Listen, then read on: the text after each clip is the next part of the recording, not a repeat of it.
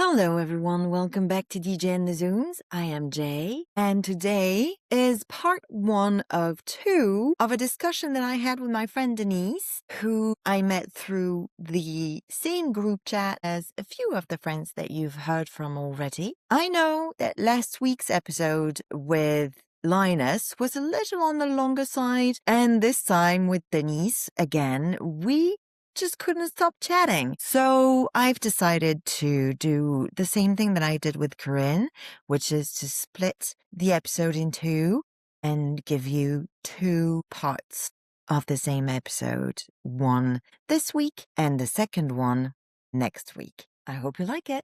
Hello, everyone. Welcome back to DJ and the Zooms. I am Jay, and today, in yet another episode of the winter series that we're doing of chatting with F1 fans, we are having a conversation with my friend Denise, who is from the same group chat as Corinne and Brianda, who you've already met. Hello. Hi, Denise. Hi, thanks for having me. Yeah, it's a great group chat.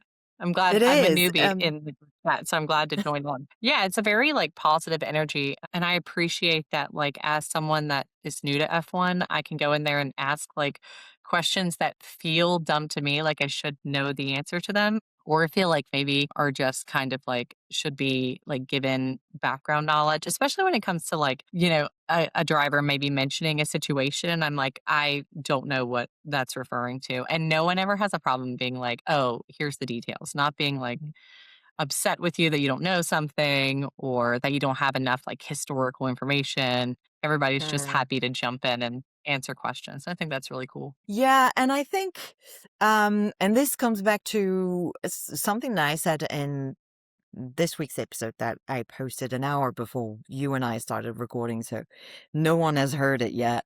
That we're all just nerds.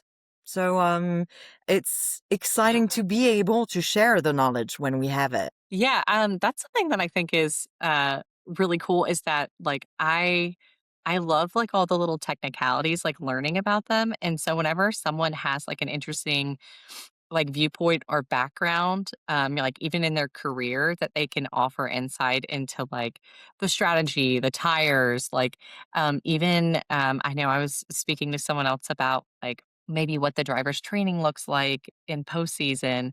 I think that's so interesting. And maybe it is just like the nerd in us all that just kind of wants to know all those little details. Exactly. I think I'm discovering lately that F1 is a nerd's sport, really. So we just like to know as much things as we can, Yeah. be it like with the sport itself, or as you were saying, the training that goes into it, which is very specific.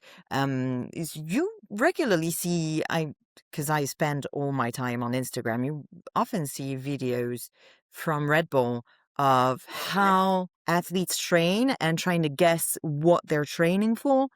And I think it's fascinating to see what goes into all that. Yeah, because it's so specific. And I think it was Adidas or one of the brands who made like like a, um, an ad, and it was like, "We're not" just something to the effect of, "We're not doing it for abs," and talking about athletic training, and Hmm. I was like, "Oh, that's such a great transition," because I feel like a lot of people, when they think about athletes, they're thinking about like, "Oh, you have to be cut this certain way, your physique has to look this certain way." And when you watch the drivers like in their like little snippets of training, and even obviously in other sports too, it's so hyper specific to what they need. It's not they're not training for just overall physique or overall health or for appearance. It's completely for like these very teeny tiny little muscles that will take them like that extra mile. And that's as someone Hmm. that I used to be an Olympic weightlifter, and I would like dabble in random other sports because I just find it interesting.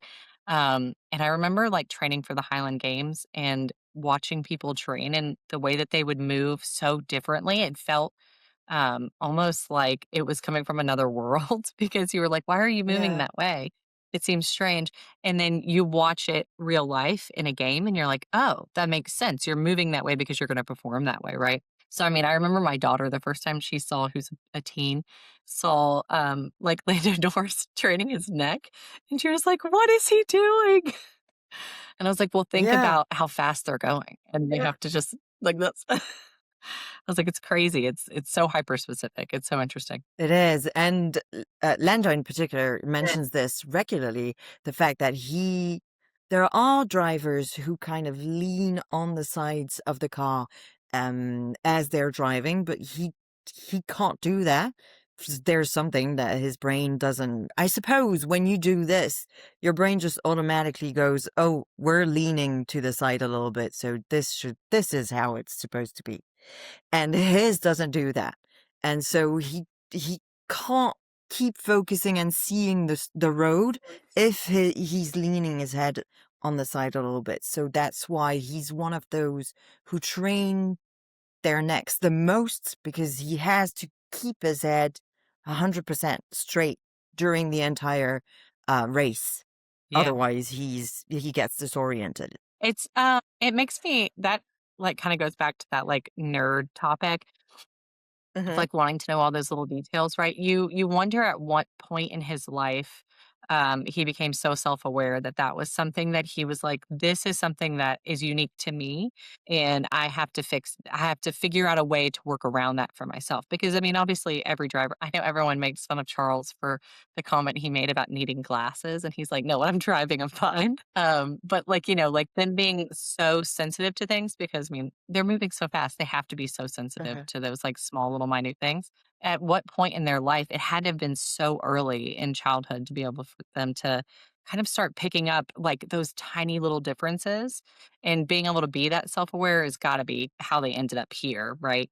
Other Yeah. people probably weren't as self-aware, and that's why they didn't make it into F1. Yeah, maybe they didn't make the same choices and train in the same way, but I'm not sure it would have been in early childhood, because I think this amount of strain on your neck comes Yeah, with more horsepower, which comes with true. higher, like when you get into F3, F2, and then F1, and I think it's more Right. around there. So not as much childhood as Yeah. late Well, I mean, more so teens. like the self-awareness, like, I would imagine, Mm, like, in their karting days, learning, like, their specific driving styles and that's gotta alter, like, as they grow and, the cars change and things, but, like, there's gotta be some things that they brought through that, that would for be sure. interesting. I've only watched the small, like, tidbits of them driving carts as kids, like, that they show as like a throwback.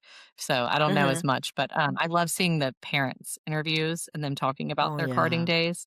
I think that's so interesting. But even now, like, when you obviously, we've talked a lot about Drive to Survive on this podcast and in this series, but, um, what I really like is how much you can see the parents, even as their kids are adults and doing this for a living. It's their job, and yet you can see the parents completely, like, they're watching the entire race, 24 races a year, and holding their breath the whole time. Yeah, I think that's so cool, especially the parents that you see consistently. So you kind of can like see always that they have that demeanor, right? I think Mhm. that's like such a commitment to your kid. And I don't feel Yeah. like I remember in often, at least in other sports.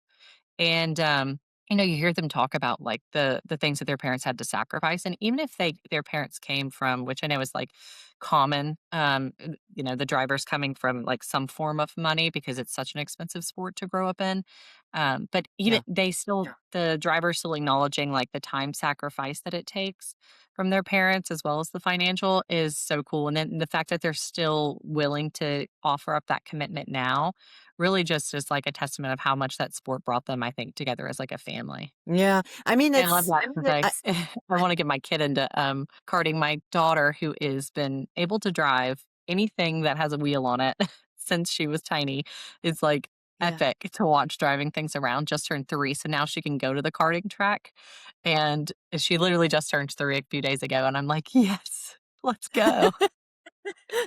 But I guess it's not only does it have to be their entire life, but it's the whole family's lives revolves around this thing. Yeah. And so it makes sense that even later on in life, they're still so invested in it because they've all been breathing it for decades. Yeah. And I know I remember hearing Charles specifically like speak about Arthur and how Charles was like more of the focus initially, and he's so happy that Arthur is able to kind of like come up in that since his family had to focus so much on him. And I loved that. I was like, oh, I'm glad that he like acknowledged that he knew that his family had put so much into him.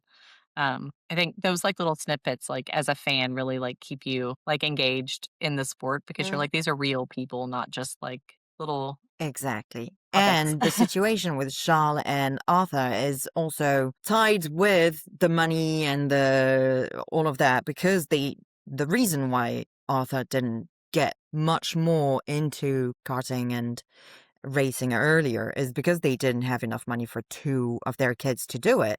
And they had to wait for Charles to start making money so he could invest into Arthur. And it means so much to all of them. Yeah. It is beautiful to see. Yeah, and I think I was talking to because my husband he's a huge hockey fan, and so he was joking around when I got into F1, and he's like, "Why would you not pick the sport that I'm addicted to?" And I'm like, "Well, I love watching hockey with you, but I can't explain it." And some of it I do think is the beautiful storytelling that comes from Yeah. these drivers, and like kudos to the admins and the media personnel because they do such a fantastic job at relaying that. But that's what I think has like been able to keep you engaged no matter what, because even whenever there's not a race, there's still something that you feel like you're like attached to, and Hmm. it doesn't feel quite as, like, superficial or forced or like you're just showing up to show up to watch a race. You're, like, showing up because you care about this storyline of this person's life, right? Yeah. Yeah. Yeah, exactly. I wonder if the Liberty media coming on has to do with this. Did they encourage more visibility for the drivers and the teams and the team principals, etc., exposure so that we're all more receptive to everything else that has to do with the sport because we get attached to the personalities. I wonder if that's something that they had to do with, or if it was like that before, because I've only been watching Formula One since 2023, so I don't exactly know how it worked before. But it's something that we mentioned with Brianda was the fact that there's either an interview or a press conference before the race, an interview after the race, a press conference after the race as well, and you hear these people individually all the time and you hear about them Yeah. all the time, which makes you it's a human thing. You're going to get attached, Yeah. which is not something that think exists in other sports, and it can't logistically because you have I don't know how Too many, many. right, too many people in a Yeah. team to spend so much time on them. Yeah, and I think even as a fan, that's kind of like the turnoff as I've gotten older and I've had kids and I have more just, like, going on in my brain, right, is that Hmm. other sports, there's too many people. Like, even like I said, we love hockey, and I'm not going to, like, invest into every person on our team. Um, I have, like, a couple of favorites, and those are honestly my favorites because they were on the team when I first got into hockey with my husband. So that's I mean, again, and it's like a personality investment, I guess, but, Hmm. there's just too many people, and when you hear their interviews, they're very short, they're very quick. "This is what we did wrong, this is what we did right, we move on." And you don't get this, like, emotional side of it, and so coming into a sport where there's so few drivers, and then to the point that you can really even invest in the reserve drivers because you Yeah. have this capacity, and learning all of them and their teams and how people dynamic between people work too, like being able to see joint interviews, and you just get so much more out of it, I feel like, and those interviews I live for. I am happy to pop on before a race and just be nosy and gladly staying after one, you know? And I don't think that coming from the South, football is kind of like the driving force there. Mhm. I don't think I've ever sat through a football interview. I just am like, no thanks. I don't. I'm. And also, I wonder because my family are big rugby fans, and so Yeah. I've been exposed to it. I've never been able to watch a rugby match in its entirety, and I've played rugby when I was a teen, but it's just too confusing. There's too many people. There are too many rules. Maybe also the fact that in Formula One, basically you go around the track and the first person to arrive wins is Yeah. also it's the point of entry is simple enough that then you can afford to go and look up the details and the rest of the rules, etc. Yeah, it's accessible, I think. I Mhm. mean, like, Yep. not necessarily from the standpoint of like being able to get it on your television or your streaming service or whatever, but from the point of like being able to come into something that you have zero background knowledge on and like be able to gather the information that you need. I mean, you can literally just start watching a race and they're going to commentate it well enough to where you're going to understand what's going on. And by the Mhm. end of it, you're going to have met several of these drivers, these personalities that you'll start to already have a feel for it from just one. I mean, you could start it at free practice and you would be fine. Whereas I feel like other sports are hyper intimidating. And I think that also the fandom can be very intimidating when you Oh yeah. I remember, like, being a kid and hearing people be like, "Oh, well, who was the person that won the Super Bowl in this year?" And you're like, "This is so annoying. This is the weirdest conversation. Let someone just enjoy what they're doing." Um, and I think maybe I'm blessed in that sense that I haven't had any of the F1 fans that are a little over, a little much, but I've been able to, like, come in and, like, just enjoy the sport. Like, Mhm. no, like, expertise was needed prior to this. I didn't need to go and research and understand everything. I could just come in and start enjoying it and have fun, you know? Yeah, and it really resonated with me the when you said that other sports are really intimidating, and I think in Formula One there's been such a boom in fandom and popularity that we now know that a lot more women are watching it and have carved spaces for other women within it. So we can, even when you're really new, you can enter it from a point of the safety. Yeah, I mean, and I think I explained this, to another female who was saying like that it seemed interesting to her and I was like, "Well, I got into it in kind of like a random, very random way." My I decided I was pregnant, I was going to name my son Lorenzo. My mother automatically assumed that I was naming him after Ferrari and I was like, I didn't even put two and two together. um but my mother collects like old Porsches. She races her cars at a track.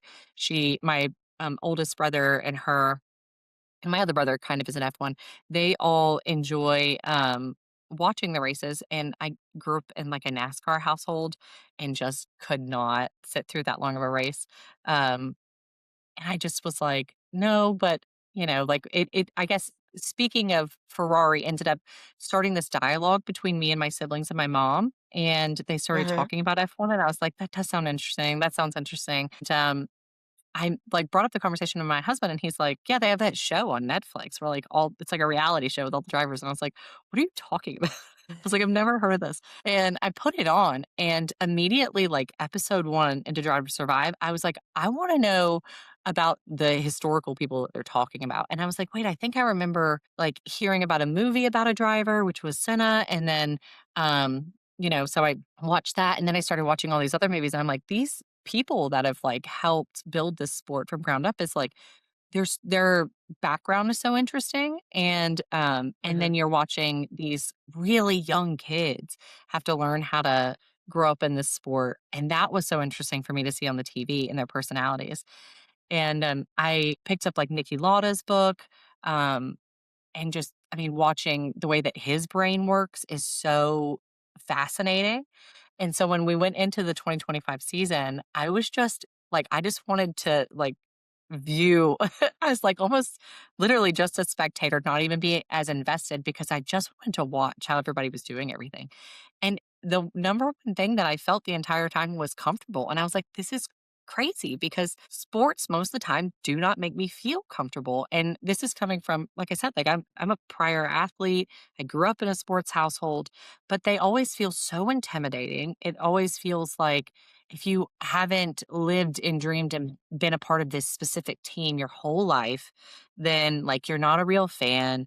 And I don't feel like I have any pressure. Like, I would say that I'm a Ferrari fan, right? But if Mhm. I see Carlos win, I am in tears just as much. Like I think you can be invested and happy for whatever outcome it is that happens, even if your person may not do their best that day. And like just those emotional highs and lows that you have for each driver is so unique. Mhm. I remember at one point in the 2025 season being like, I am so mad at Oscar. And I'm like, my husband's like, why are you mad? I'm like, I don't even know, but I'm hyper invested in this.